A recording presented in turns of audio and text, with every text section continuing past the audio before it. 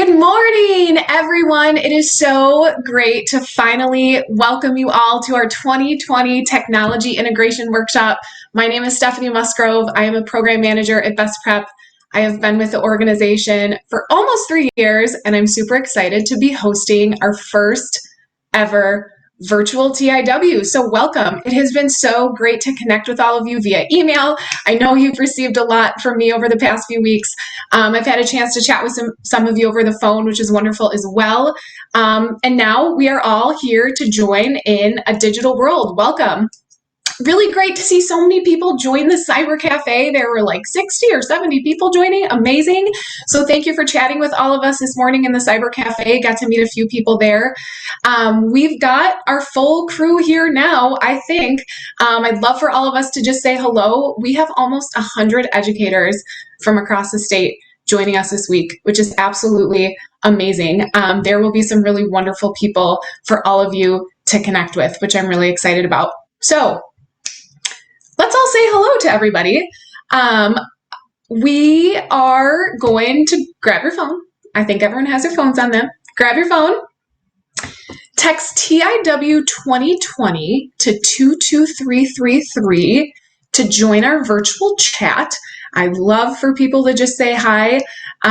Go ahead, text TIW 2020 to 22333. Text your name and where you're joining us from. So text your name, where you're joining us from, what city. I know we have people from all over the state.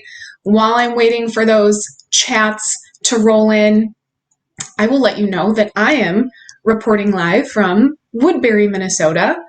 Sunny today, which I absolutely appreciate. Home of 2 super targets, a Starbucks that gets way too much money from me, and 140 miles of trails for walking and biking and running, which I just learned.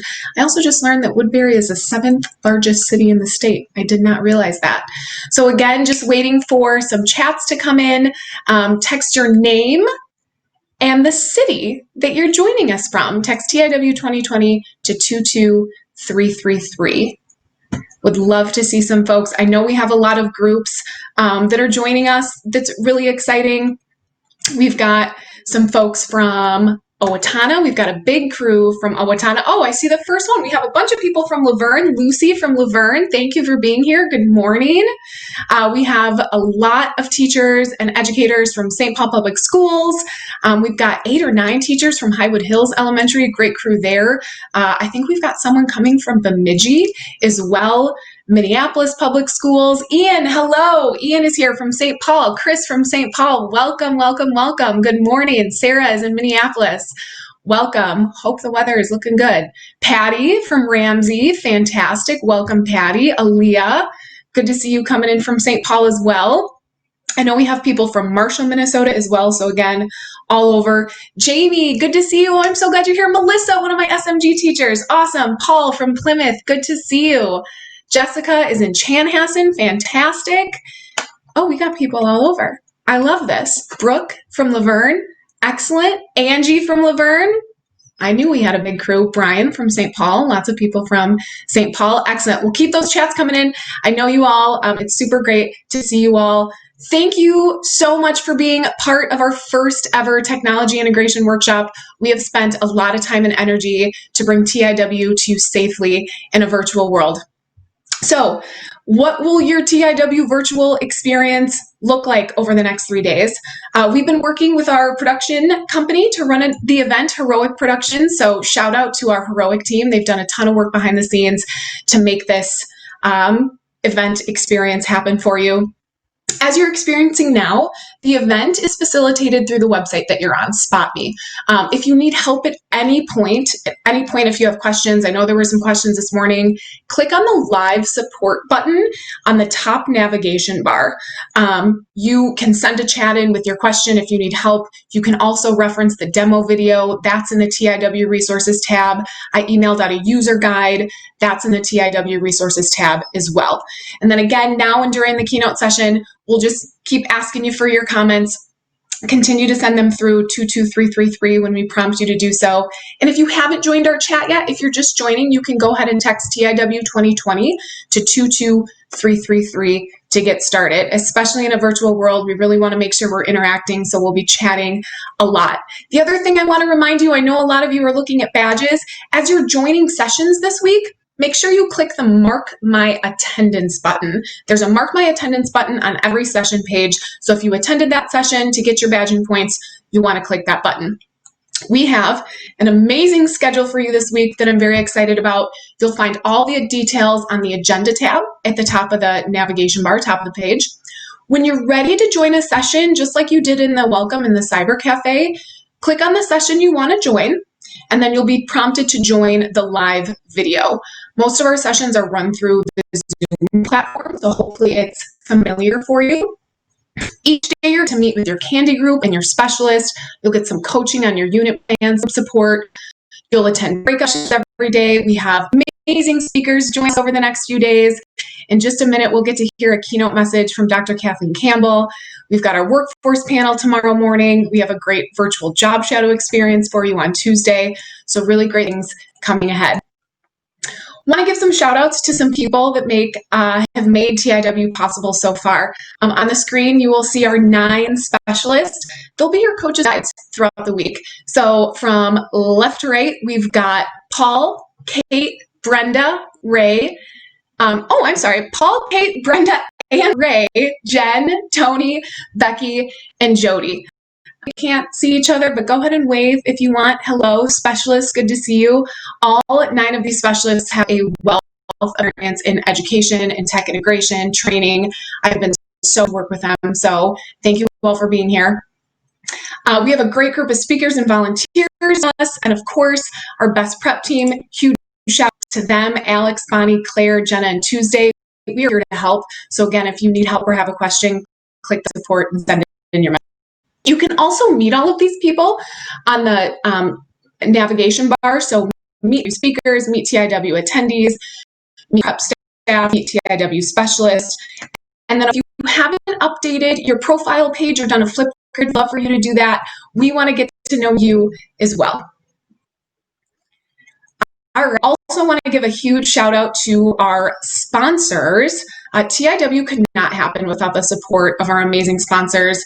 Huge thank you to Opus College of Business at the University of St. Thomas. They're our host partner. They've given us great support as we made the adjustment to shift to a virtual event instead of having them on their campus. Thank you to Thomson Reuters, UC, Arby's, Wenger Foundation, Carr Foundation, Linda Odegaard, for sponsoring teachers. Really appreciate all of the support that you have given us. So, what will the next 3 days look like for you? We hope that over the next 3 days, you get a chance to increase your comfort with technology, learn new tech integration methods, learn about the tech and workplace skills needed for the next generation of workers, our students, of course. Those are our goals for you, and we hope that you'll set your own as well for the next few days. We want this workshop to be as valuable as possible for you, and we hope that we've structured it in a way to empower you to do that. We just came off a very unique spring. I know a lot of you were chatting about that in the Cyber Cafe. We, of course, talked about it in our Flipgrid introductions. Teachers, students, communities thrown unexpectedly into distance learning. Let me just start by saying thank you to each and every one of you for what you did for our Minnesota students. This past year, I am in awe of the work and the energy that you put in to make distance learning happen. This is going to be a really great week to reflect and learn from that experience.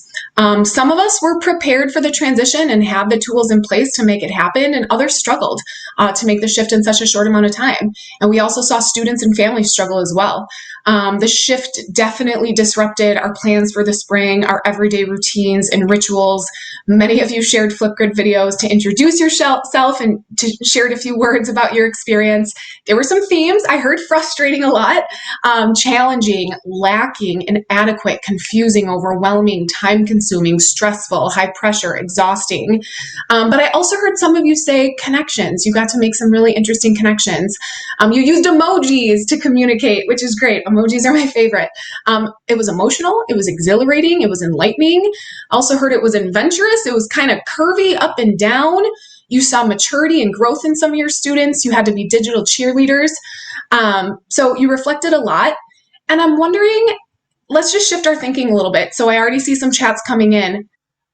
What are 2 things you wish you would have had during your distance learning experience? If you're just joining us, text TIW 2020 to 22333. So think about 2 things you wish you would have had during distance learning. Wish you would have had childcare. Yep, absolutely. Wish you would have created a Google Voice account. Okay. More training, better online platform for students, a better bulletin board type system for parents. Yep, I know I heard a lot of educators say just communications between staff and students and families got to be challenging. A lot of you mentioned in your videos that you're looking for better interaction in a digital world and better engagement. Home office. Someone wished they would have had a home office. Yeah, that probably would have made things a little bit easier. We know this week we'll hear more about what school will look like in the fall. Many of us are anxiously awaiting that message. And we sincerely hope that your time at TIW this week will help you plan for a fall that may look different, but that you can go into confidently. Easy way to communicate directly with students without sharing your personal contact info. Absolutely. Mentor. You wish you would have had a mentor. Absolutely. Fewer students, one-to-one computers, a printer at home. Wow. Yeah. Lots of things that would have been nice. Synchronous time with students. Awesome. I so appreciate those reflections. Want to continue to reflect a little bit. So as you do think about the past spring and think ahead to the fall and how to make the best use of your time here at TIW, we'll do another quick reflection. So every year in the past almost 20 years we've been doing TIW, we do a tech continuum. Get everyone thinking about where they're at. So thinking on a scale of 1 to 10, and just thinking about your comfort using technology on a daily basis with your students, comfort with tech integration methods, general understanding and knowledge of technology. Would love to hear, where do you place yourself right now on a scale of 1 to 10? So go ahead and text 22333 and share your responses. Where do you place yourself on that tech continuum on a scale of 1 to 10? I know some of you in your videos, you mentioned that you really were forced to learn a lot in a short amount of time. So today, Monday, the first day of TIW, I would love for you to just share, where are you now? On that tech continuum, on a scale of 1 to 10, 1 being you just learned how to turn your computer on, which is great because that means you're here, and 10 being you are ready to plan a full-blown distance learning curriculum for your entire district. Where are you? I see a 4. Share your name if you want. Share your name if you want. You know, little accountability. You can remain anonymous too. I see some 4s. 10 now, 11 by Wednesday. I'm at a 7 and you want to be at a 10. That's amazing. That's amazing. So you are reading the slide. I know, where are you now? And then thinking ahead, 2 days from now, Wednesday afternoon, when we've completed workshop activities, where would you like to be on Wednesday? I'm seeing a 5, 7. You're at a 7, like to get to an 8 to a 9. I feel like a lot of people are in that middle range, 4, 5, 6, 7, and they want to get to that 8, 9, 10 range. That is amazing. You are going to have that opportunity during TIW. We are going to revisit this. So write down the note, write down the number, make a note that you said that you fall today and where you want to be on Wednesday, and we'll revisit this on Wednesday. So as you do think about where you are now and where you'd like to be in a few days, we're just so excited for the learning opportunities you'll have with your specialists during breakout sessions, connecting with each other, participating in the job shadow. And this morning, I am so incredibly excited that we have Dr. Kathlene Campbell here to kick off your TIW experience. Keynote message, coming into focus, rethinking education for a post-COVID-19 world.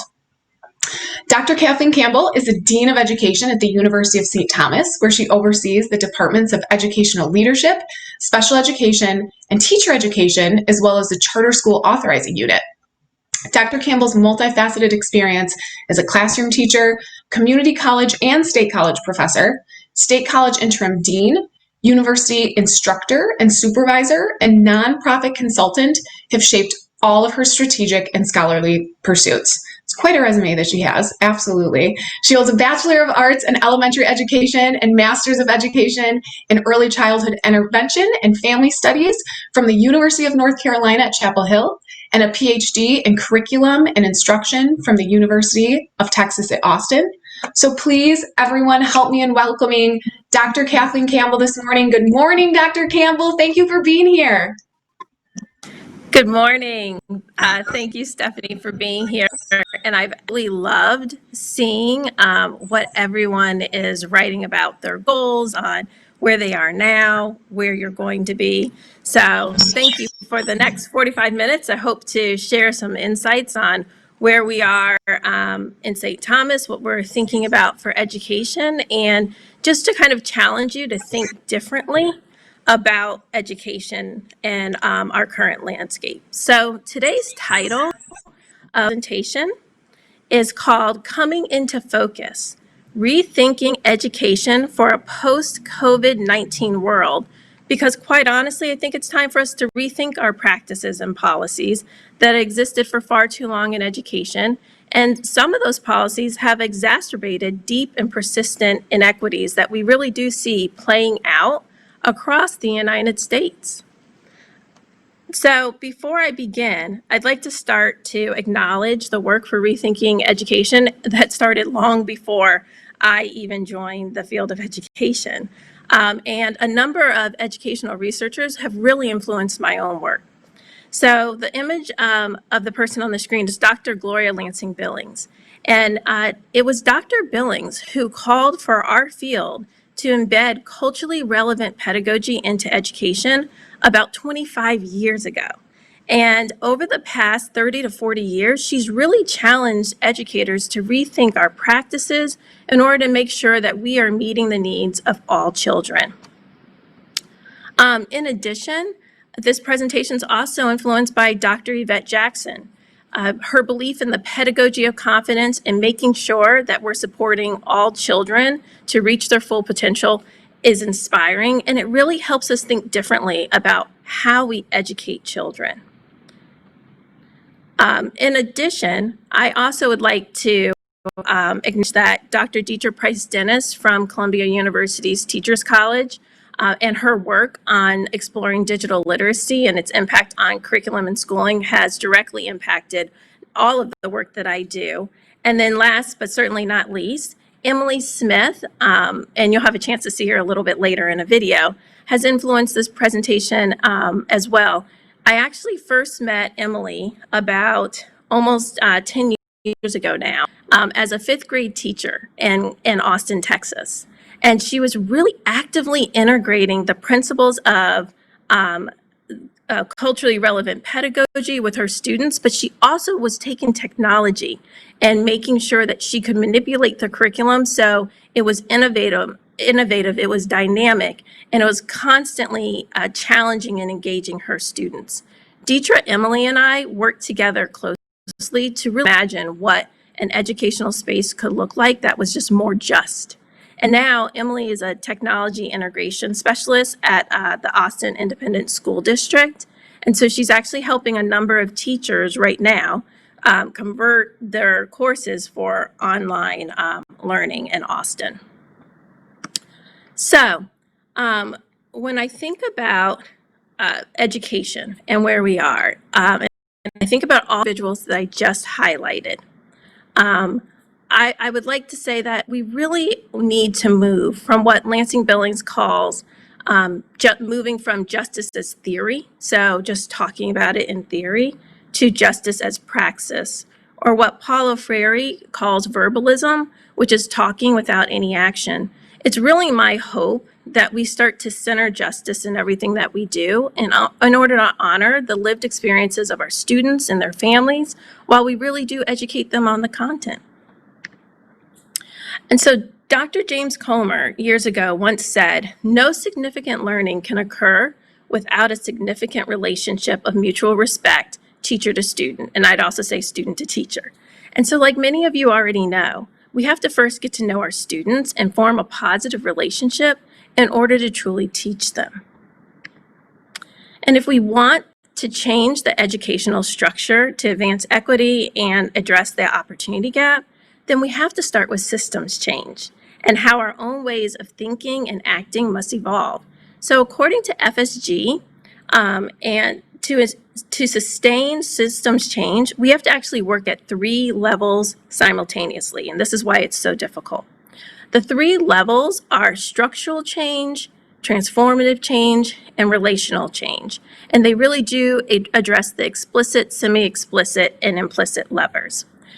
So each change addresses specific areas that must be considered if we want change to be lasting.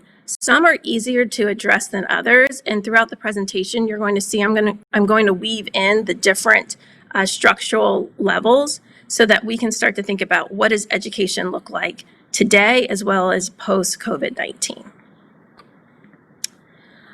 But before we can even begin to advocate for changing our and having more justice in our curriculum, we really have to recognize 2 fundamental principles.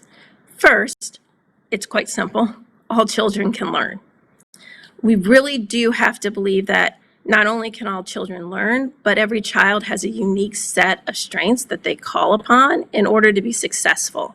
And it's the hidden potential in every child that I'm challenging all of us educators and administrators to see. And so it's really important for us to look at the research aligned with each level of systems change that I just showed you and think about the current actions that we've taken. And so in Minnesota, I wanted to kind of break down what have we done in Minnesota, as well as where does it align with the different research. So considering structural change consists of revising policies, practices, there is a plethora of information and research that aligns to this lever. But for the purposes of time, I thought it would be helpful just to highlight one of the research studies, but there's obviously many more that I could have highlighted. And in this case, I decided to highlight it around school discipline.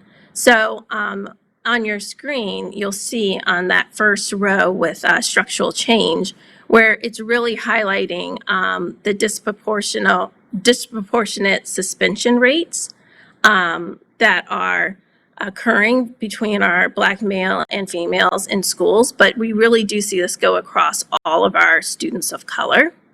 And so if I think about what has Minnesota done to address some of the disproportionality that we see, well, just this past May, I'm not sure how many of you knew what the Minnesota legislature did, but they passed House File 33, Article 5, that focused on early childhood education.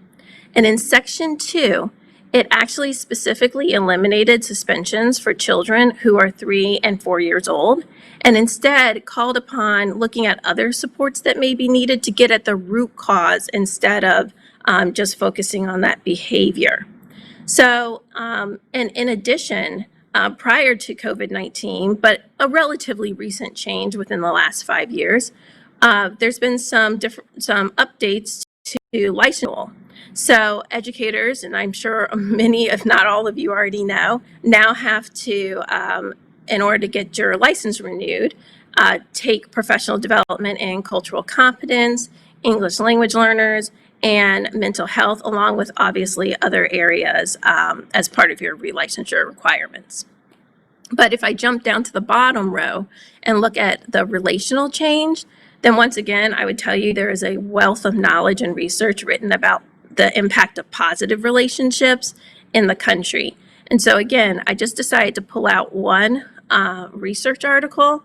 And in this case, it's really looking at if you have a positive relationship that's developed between teachers and students, then not only does it impact the school climate, but it can impact the students' academic success, their motivation, and their behavior. And so ultimately, we do start to see graduation rates and grades go up as well. So when I stop and think about, well, what has Minnesota as a state done to address relational change? I'm not sure how many of you have Twitter accounts, but just this past month, the Minnesota Department of Education tweeted out that they were partnering with CASEL. And so in this case, they're looking at the social emotional roadmap that they created with about 40 other organizations across the United States. And so lastly, within the last 20 to 25 years, there's been a huge call for us to reform education. And this has come from both internally as educators, we're saying this isn't working, there's different things we need to do, as well as individuals outside of the education system like parents and students or just our community. And so what we really have to think of when we're looking at the transformative level is how does that help us start to alter the mental model that we have in our head of schools. This is the most difficult level to change because we all have images based off our own experiences of what schools should look like. And that's one of the challenges that we're facing in COVID-19 is it is pushing us to change that mental model of what schools could potentially look like. So I'm challenging all of you over the next couple of days to really dream big and think about a different type of educational system. What does it look like to teach kids? And it doesn't mean to throw everything out that we've learned, but it does mean we need to interrogate what is working, who it's working for, and what we need to change so that it works for everyone. For each systems change, what I'm going to do is list a couple of questions that I think we need to ask ourselves. Again, for the purposes of time, we won't go through every single question, but I will pull out one of them so that we can start to communicate with each other on what do we think we could do to help alter the educational system. And so when I think about questions to address structural change, and again, that's focusing on the practices, policies, and resource flows, it makes me wonder, one, what information is positioned as worth knowing, and who determined this? And then secondly, how do we evaluate knowledge and learning? And lastly, how do we decide and revise funding streams so that they're equitable? These are all questions that we're wrestling with today. We were wrestling with them before COVID-19, but it has illuminated a number of these questions for us as well. So right now, what I'd like you to do is go ahead, grab your phones, and text TIW 2020 to 22333. And in this case, really think about how do we currently evaluate knowledge and learning? I'd love to hear what's going on in your schools across the state of Minnesota because I think we need to entail that. And as I see them pop up, I'll make sure to read them out. So what do you have to do currently to evaluate knowledge and learning in your schools?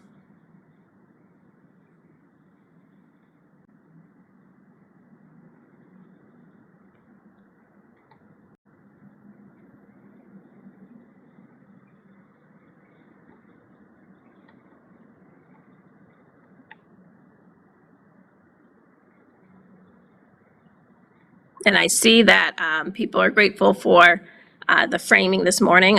I see my first one coming in with testing. So we definitely know that a lot of what we're saying is mastery learning is using standardized tests. Another person said test, test, test. Direct observation. It seems as if we evaluate knowledge and learning by seeing if students can regurgitate what they're told. Standardized test, assessments. We use SBG. There are lots of methods of evaluations, but the ones that are tied, and I think that they were probably continuing to write, are probably written tied to standardized testing. Evaluating student projects, great. Written exams, testing, formative assessment we should be doing. MCA, test assessment, report cards, standards-based grading, too much standardized testing, common assessments. We consider the Minnesota math standards, but also consider real-world applications and critical thinking. That is wonderful.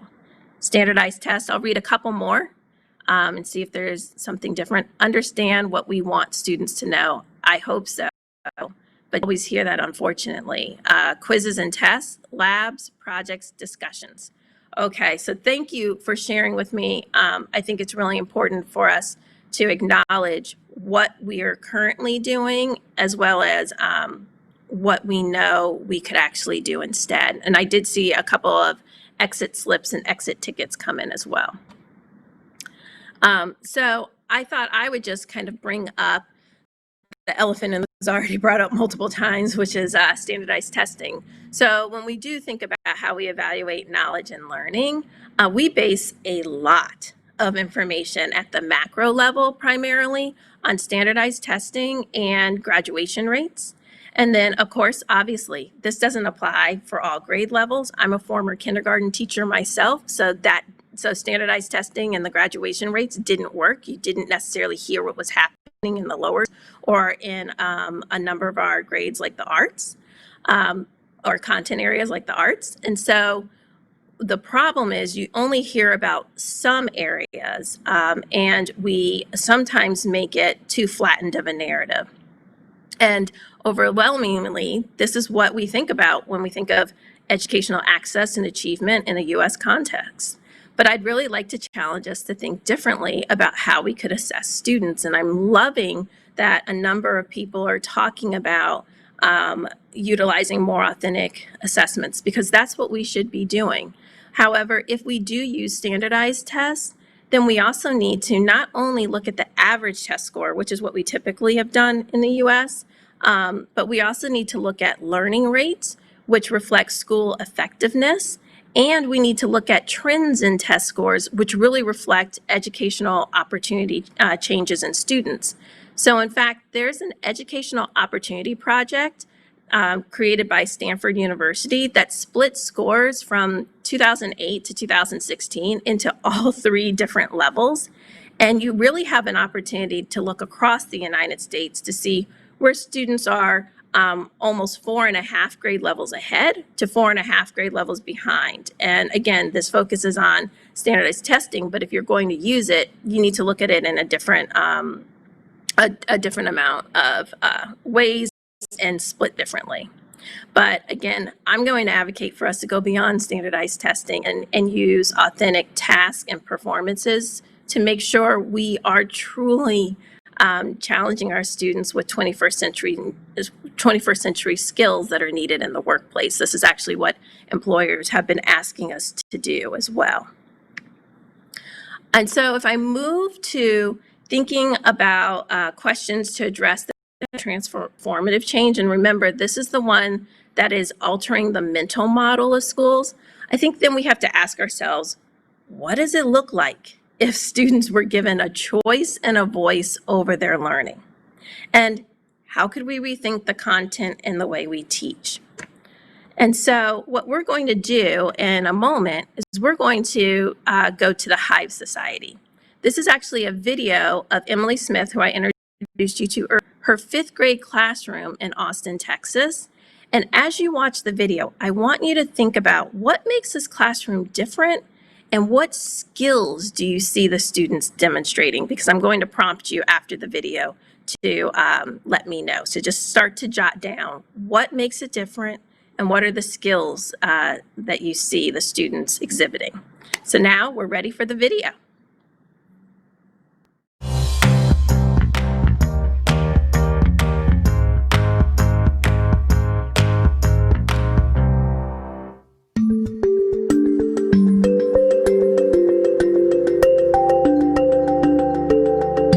My name is Emily Smith, and I am a 5th grade language arts and social justice teacher at Continuum Elementary in Austin, Texas. I founded the Hive Society, which isn't a classroom. It's a place for children to grow and explore and learn, and I really feel like the children have taken over the Hive Society and have made it their own. Did you know in some states you can't even own a pit bull? Because I think that it's pretty telling that you can own a tiger in Miami. There's never really a typical day in the Hive Society, which makes things really exciting. There is one constant though, and that's usually noise, but good noise. Kids moving and bustling around and having deep conversations, interacting with each other, interacting with texts. I don't call them students, I call them scholars, because their job is to learn. Giving them choice and a voice. That is another constant that you'll see in the Hive Society. We in the Hive have watched a lot of TED Talks, and the kids were like, wouldn't that be cool if we got to do it ourselves, like if we got to write one? And secretly I was planning on them doing that anyways. So instead of being TED Talks, we called them Hive Talks to make them our own and personalize them. And the kids began brainstorming, and I didn't quite know what that was going to look like, but the kids took control of it, and I just kind of followed their lead. They were the ones that said, wouldn't that be cool if we got to do it? Like, are we going to get to share our Hive Talks with the other blocks? Because I have 3 blocks. And so I met with my teammates who are beyond supportive, and both of them said, sure, let's do a whole day where all the kids can be a part of this amazing experience. Good morning, you princes of thought, you queens Now, of further along imagination. into the year, I never imagined that we'd be having a full day conference. What is architecture? Well, architecture is anything with any structural design. One interesting fact is that 86% of the Earth's species, pandas, will do anything to have fun. They eat 100 bamboo sticks each day. Hi, I'm Mia. And I'm Sophia. Today we're going to be talking about soda. Most of you probably know that soda is bad for you. I got ready for my Hive Talk first. I wrote down a list of things that I really wanted to talk about. One of my friends, she said she wanted to join me because she thought my topics were cool. So once they came up with an idea, they began the brainstorming process. What do I need to research? What different components do I want to have in this Hive Talk? Research was very individualized. Each child took it upon themselves to go and search for the information that they felt they needed. Obviously, I was there to guide throughout that process, and I met with small groups, honing how to find that information and where to find it. We usually just get our journals and we brainstorm and we see what we're really passionate about or what's really interesting to us. I had a dream one day about doing a TED Talk, and I was just like, how do we get dreams? How does that happen? And then I was just like, ooh, that's an interesting topic. I choose to do it on the history of comics. I told him about the history of comics, like in ancient Rome, to Japan, to France, and then to America. In 1983, the first DC comic was made. I just like comics in general, and then like I have a whole bunch of comic books at my house, and then like I wondered, what about the history of comics? Basically, each child was able to choose from their entire world, all of their experiences. It doesn't necessarily have to be a new invention or a new idea. It can be something that a child is really passionate about and that they feel that they're really knowledgeable about, and they want to share that knowledge with their friends. My favorite thing this year has been Hive Talks, because I get to write about what I like and what I know about. I've learned how to do a speech in front of big people and how to get over the fear of talking in front of big people. They allow us to express what we like. We get to use the technology a lot, and we get to learn how to make a PowerPoint, and we get to show off all of our skills. I think that the Hive Talks are important because there's not just one topic that we had to talk about. We could talk about anything we wanted at all. The kids, their brains are very imaginative. We've learned how to do, different types of stop motion videos. We've learned how to voice record, to log our literature circle conversations. I've found that some teachers are a little hesitant to give students more agency, and that's an understandable fear or feeling. There's definitely a process leading up to that. We spend a lot of time at the beginning of the year talking about what we want the Hive to look and feel like. And then gradually over time, the kids begin to realize that this is something that they have ownership in. Therefore, they're more dedicated to their work. They're working with each other. They're taking care of each other. I think the most important thing to remember about the Hive Society is that it's more than these four walls. It leaves with the kids when they leave at the end of the day, and it leaves with them when they go on to middle school. I don't want this just to be their 5th grade year. I want this to be a much bigger part of them because they deserve that. No one was afraid of him best.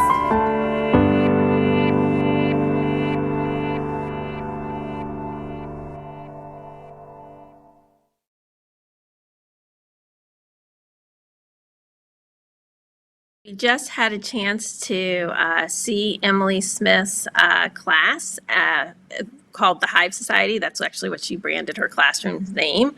And right now, what I'd love for you to do is go ahead, grab your phone again, text a TIW 2020 22333, and just share using words, not the whole sentence, because we're making a word cloud. What type of learning did you see? And what were the skills that were demonstrated throughout the video? And again, I'll start to share what I'm seeing come up.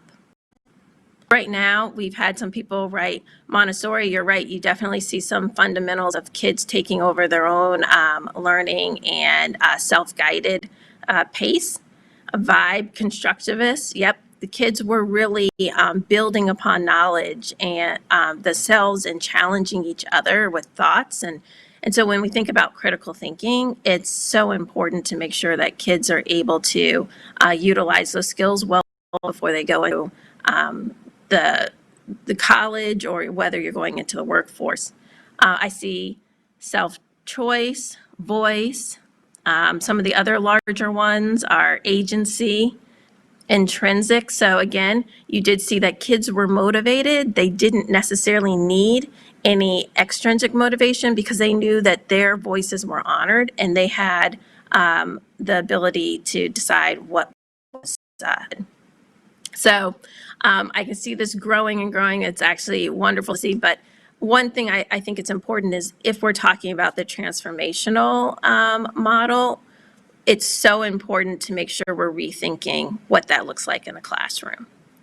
And so if I move on to the relational change, so that's our kind of last lever, then there are some other questions that educators need to ask themselves.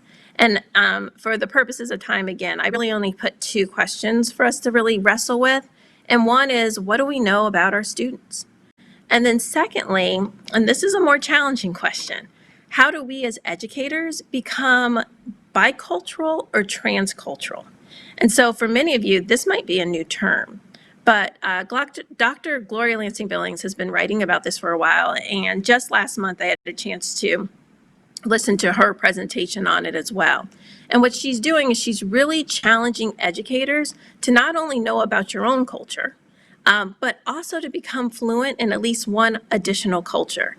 And so the truth is, some groups of individuals are fluent in multiple cultures, while others really only know their own. And so when we think about culture, it goes further than race or ethnicity. It also has to do with age. It has to do with different experiences, different regions that you live in, if we use it in a US context. And so we have to think about, how do all of those different cultures come into our classrooms and impact learning and our curriculum? And as teachers, what can we do to embed more of those cultures into our classroom? So for example, if I'm teaching upper elementary or even younger ones, but definitely middle school and high school, I want to think about that youth culture because I don't belong to that same generation. And in this case, youth culture and the impact of social media, how could I utilize aspects of social media? It doesn't mean using those exact platforms, but there are different platforms that simulate the same type of social media that kids are used to. How can I take parts of that and use it in my classroom? And there are fields that have really about culture and how to embed it for decades. And sometimes it's used in positive ways, other times it's not. So I will acknowledge that. But I thought it was important for us to look at the field of advertising because they've embedded a lot of youth culture. You see a lot of different cultures based off of race and ethnicity infused in commercials all the time. So what I want you to do is, as you're getting ready to watch a commercial, which many of you may have actually seen on TV, I want you to think about what cultures do you see being reflected in this commercial? And then how could we get to know our students and become more bicultural or transcultural? What could we learn from this video? So let's go ahead and play that Old Navy commercial.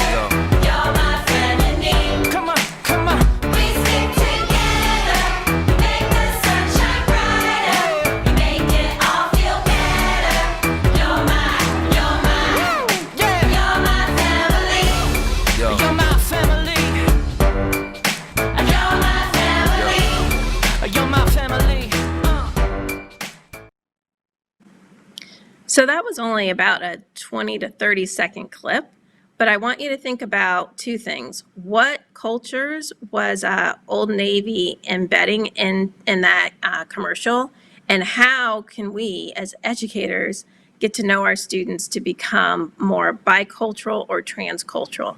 Again, grab your phones and text TIW 2020 and then 22333. And I will share whenever I see it start to pop up what some of you are saying.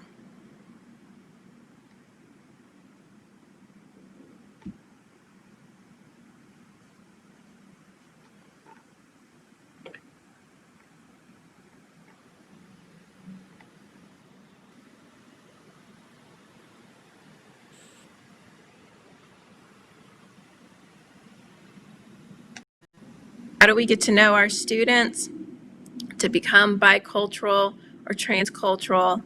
And also, what did we see? Which cultures did we see the Old Navy commercial highlight? Youth culture is something that someone just wrote. Capitalism, absolutely.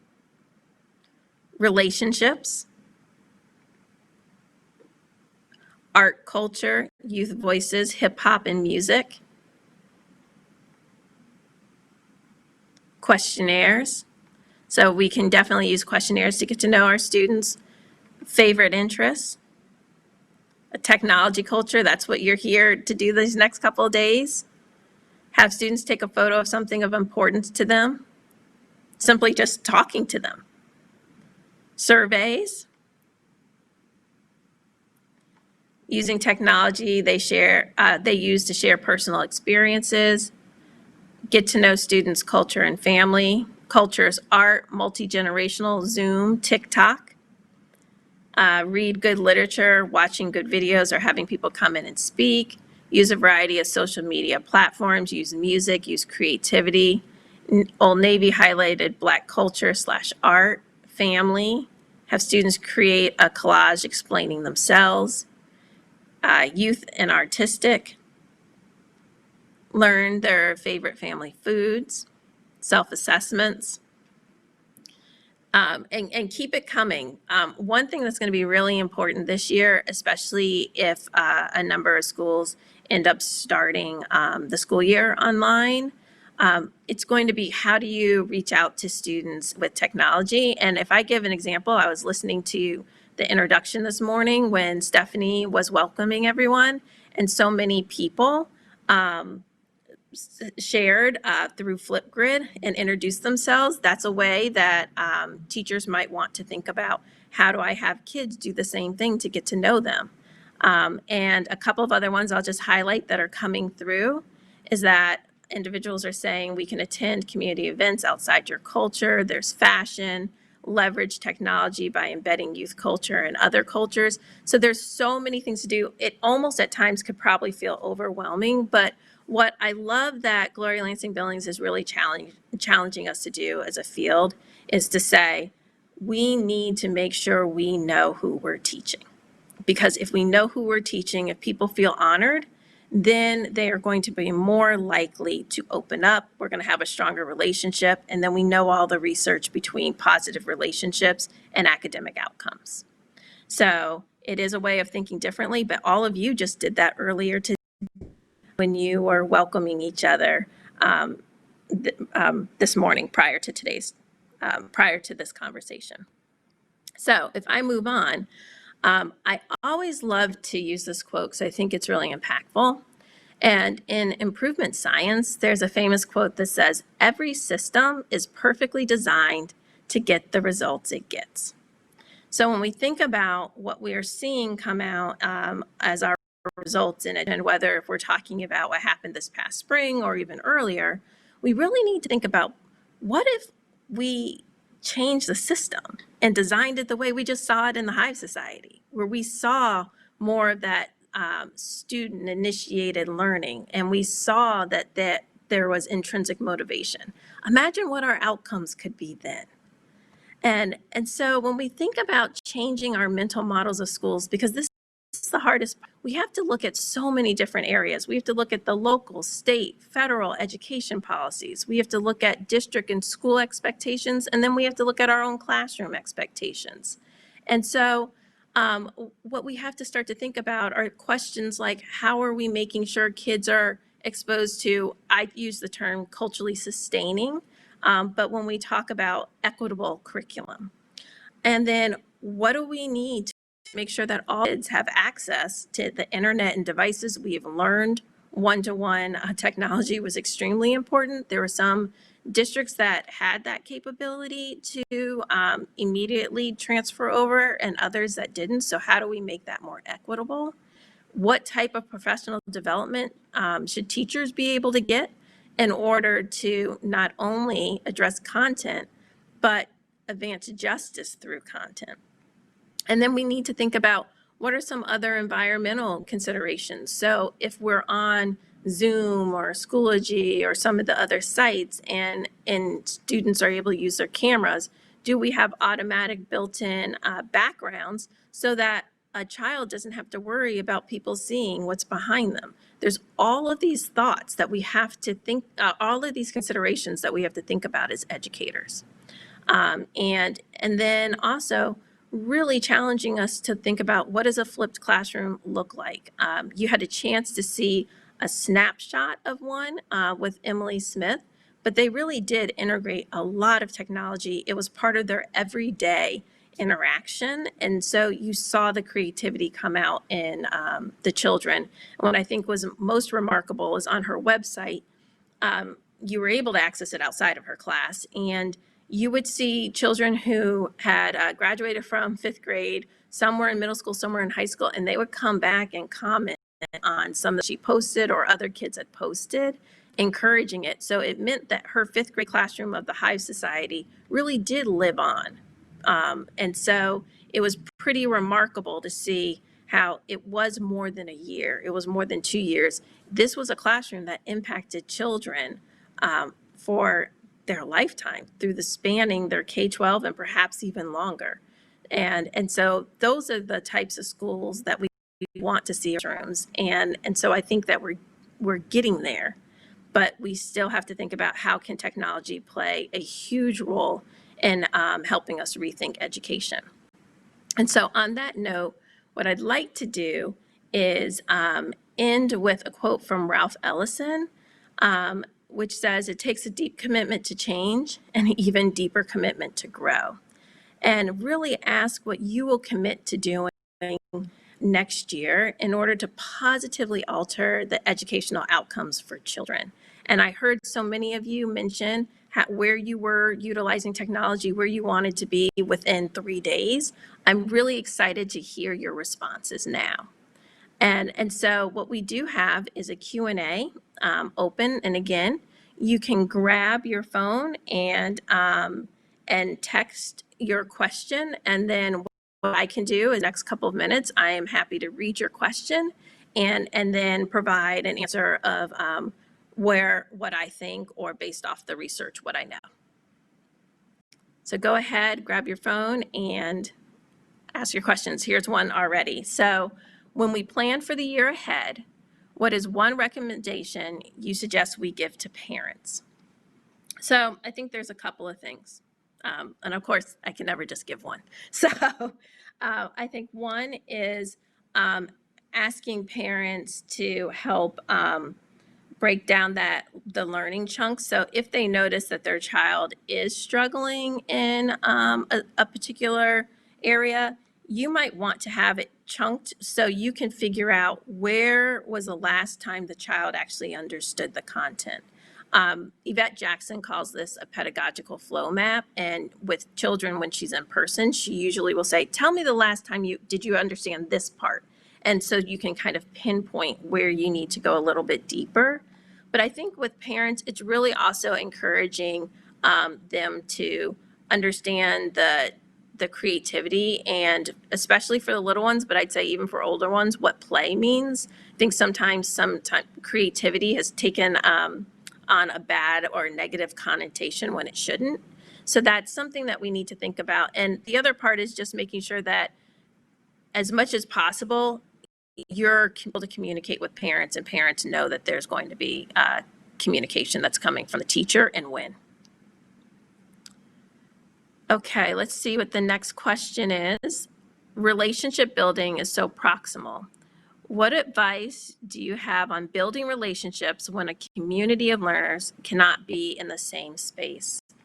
So it's been really interesting. What I have found is if we let students have more creativity, so if you have like the flip grids, if you have little prompts where kids can kind of share images of what they like or questions, you do start to learn a little bit more about them. One part that I found interesting, and I'll fast forward because this will be similar to high school students, but when I think about the college level, especially our undergrads, we actually noticed to change our students that are quiet or more introverted. And the technology kind of leveled the playing field where we actually heard from those students more. So we started to say, well, this is starting to change some of these dynamics where you're hearing from students that we haven't always heard from all the time. And so what I think you have to do is make sure that there is some type of community building daily. And it always starts, if you're able to synchronous session, it should always start with some type of community building and some type of prompt. And if you're able to break kids out into groups, great. But if not, just making sure everyone can share. But you should always have a community builder daily. All right, next question. I think I could probably take about 2 more. Or maybe 1 more. Could you talk a little bit about the importance of collaboration between teachers at the school and district level to achieve this type of learning? I agree. This is something where district individuals, superintendents, your chief academic officers have to be in conversations with teachers. Teachers need to be able to have their voices heard as well. I've talked a lot about student voices, but I think sometimes we forget teacher voices as well. And really advocating for, here's the standards that we have to teach, but we can teach it in multiple ways. I always like to say that the standards were my floor, not my ceiling. Meaning, of course, I could teach those standards, but I can teach it in so many different ways, and it doesn't have to look the same exactly to make sure I achieve that outcome. But it really does start with having some type of, whether you have a survey for teachers, whether you have focus groups, but really participating in that. And I know it is at 10 o'clock, so I'd like to thank everyone, and I can't wait to see the lesson plans that you create. Stephanie, I'll turn it over to you. Thank you so much. Thanks, Kathleen. Thank you so much for your message, for creating some conversation. Lots of things to think about. Is it in relation to distance learning and student engagement, teacher engagement, keeping people connected? So really appreciate your insight and kind of framing, taking some research and theory to give us some framework as well. Teachers, hope this gave you some food for thought as we jump into the next few days. Next up is your candy group session. Again, want to thank, I wish we could applause. I'll clap for you, Kathleen. So excited to have you. Thank you. Appreciate that. Teachers, hope you enjoyed the message. Next up at 10:15, you will be jumping into your first candy group session. So take a break, grab some coffee, grab a snack. Your candy group sessions will begin at 10:15. And remember too, the keynote message was recorded. So if you joined late or if you had any issues at all, the keynote message is recorded. So you'll be able to revisit it later if you need to. Enjoy your first candy group sessions, everybody. Thanks so much.